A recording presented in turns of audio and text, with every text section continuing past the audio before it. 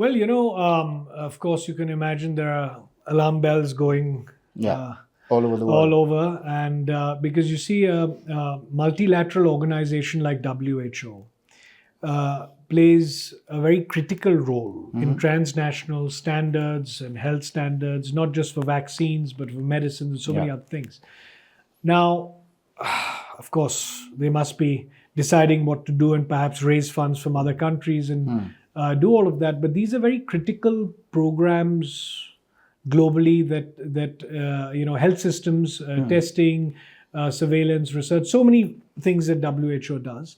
And I think, look, whatever views the president has on WHO is of course his views, but I think this has certainly sent a shock to the system, and let's see what happens. But certainly, it could slow down a few things that are going on in the world. My concerns, I hope it doesn't happen, that vaccine pre-qualifications and getting vaccines approved globally, because WHO is that global standard that most countries go by. That doesn't. This doesn't result in delays in getting new vaccines approved. Like for example, we recently got our malaria vaccine for the African continent approved by the WHO, and Right. as a result, a lot of these countries will be able to access this vaccine at a very low price, and hopefully will save a lot of lives. So things like this shouldn't Upset get backtracked, and I'm sure the WHO has made plans to ensure that the most critical things still go on. But let's wait and see. It's early days. It's only been a few hours. Let's see what happens.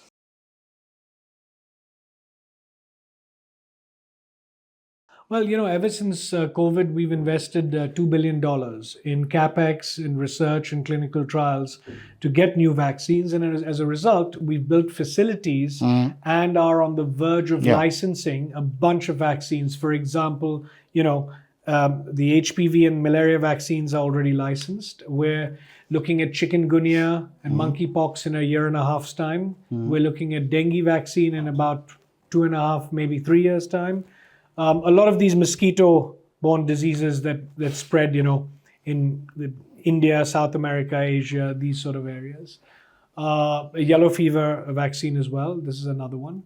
So we're focusing, as you said, on vaccines rather than other pharmaceutical drugs and monoclonals and other things at the moment.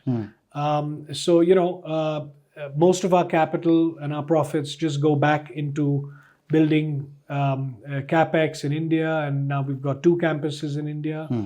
And our capacity is around 4 billion doses annually. Of course, that's not being utilized. We're only at a $2 billion dose capacity utilization. Right. So let's see, with all these new vaccines coming about, that capacity will be used up, because after COVID there was a lot of empty capacity. Yeah. So we just retweaked those equipments and things and made some more investments, and the challenge still lies in getting clinical trials being done quickly, because during COVID that was happening very fast. Trials were getting done very quickly, but now we're back to the usual way where it does take time to get those results. So we have to be patient, and this next 3-4 years you'll see so many more vaccines being licensed. So are you looking at the WHO pre-qualification for the HPV vaccine in particular? Absolutely. And any update on that? Yeah, so we should be pre-qualified in 2026. Okay. By the WHO, if everything goes well, and we're on track for that, because after that you can export these vaccines to other countries. This year and part of next year will be focused on trying to start supplying to the Indian government. Right. We've already launched this vaccine to prevent cervical cancer in women, as you know. Very important for young girls to take this in India in the private market.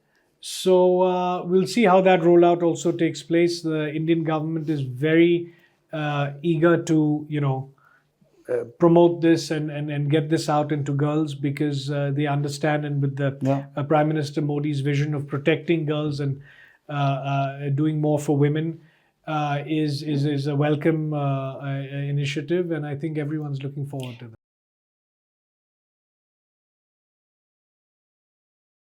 But coming to the packaging company, it's such a profitable venture. Why bring on board a private equity? What do they add to the table? Well, no, we're just exiting in the sense that we've sold 35%, yeah. and the balance we'll exit in an IPO in 2 years' time. Right. So, we'd invested during the pandemic because at that time it was a very strategic Correct. investment where we wanted control on our supply chain, etc. And we're still their largest customer and will continue to be. But I like to redeploy my capital. As I said, I like to churn my capital from my investments in privately listed companies to then deploy those resources in we could do it in green energy, we could invest in data centers, we could invest in so many other areas to hedge our financial risks and portfolios.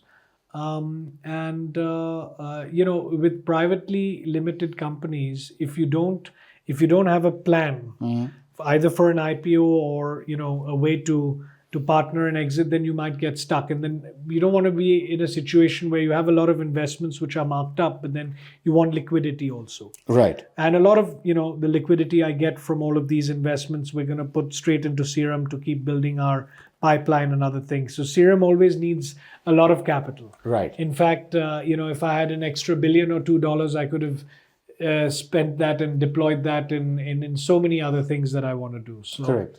There's a huge unmet need there. Correct. No, vaccines to start with, but then financial services, real estate, packaging, and within financial services, insurance, the NBFC and the other pieces, real estate I talked about, diagnostics, clean energy. What next is now the strategic investment that you made with the alliance with Karan. Yes. What else is Mr. Adar Poonawalla? No. So one doesn't want to get too diluted and distracted. I think the investment with Dharma was more on passion and having the power of storytelling is always can be very influential, and we've always been touched one way or another with films, since way back as we can remember as children. And we'll see how to use that both internationally and domestically, whether it's for our group companies or for whatever else we want, and we'll see. But we're still strategizing how to use that. But and we also have plans to build vertically our own music label, our own distribution in Dharma, and so many other things. So we don't want to focus just on films. Of course, that will be the main essence and thing around it. So we have some plans there also, but nothing more in the media and entertainment space at the moment. I think our focus will remain on financial services and Serum, as business entities. And I think that's it's important to be focused. A lot of groups which kind of diversify too much. Yeah, they get diluted. Beyond your core competence. The attention gets... And we don't want to invest in anything in terms of control. Yeah. We may make investments where we believe in those promoters and entrepreneurs and back them with their vision. But anything where we take a substantial stake has to be where we have our core competence. And if I don't feel confident that we have that, then we don't want to get into it.